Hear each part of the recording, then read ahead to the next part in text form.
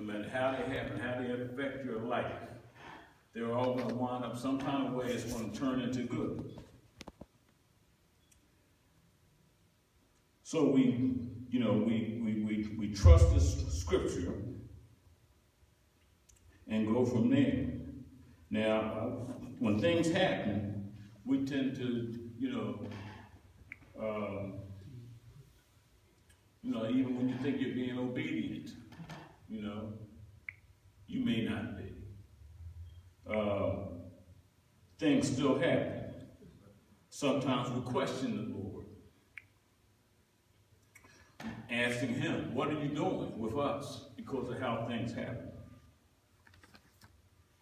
And then we forget that we serve a holy and perfect God who demands perfection.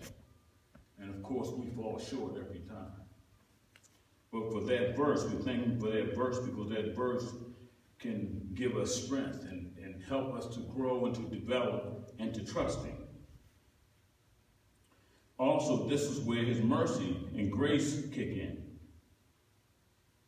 And then I think the main portion of this scripture is for those that love the Lord. Many Christians think they love the Lord, but they don't. You can't know the Lord apart from his word. But if you don't study his word, you can't really know him. Now, we can get saved, okay? We know we're saved, but we don't know him. We come to church, we give our money and all that, but we still don't know him. And you have to study his word to get to know him. And the way you really get to know him is really through the Old Testament. I know the New Testament is how we get saved, but the Old Testament is where we really find out just who God is. So, my first point is the plan. God has a plan for each and every one of us. That plan is for our whole entire life, is to bring us to sanctification, to perfection, to holiness. And it's not what we think it ought to be, because his ways are not our ways and our thoughts are not his thoughts. Was he asking the question? Yeah. 5 minutes. 5 minutes. Oh. Okay. Okay, the point 2, the procedure. The things that happen to me are just some of the things that happen. And there are very good things that happen, and there are good things that happen to undeserving people.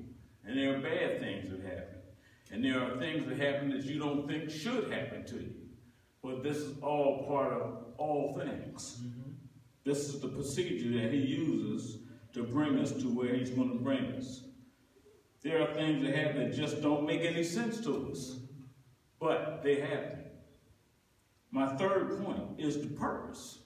And the purpose is to bring us to where he wants us to be. I'm here in New Genesis Christian Church because he put me here. Mm-hmm. The purpose for being here, I don't know what that is yet. But I know that in the end times, whenever he brings me to it, I will understand what the purpose is. So the bottom line is that, going back to my scripture, all things work together for good for those that love the Lord, the called according to his purpose. And that's my son.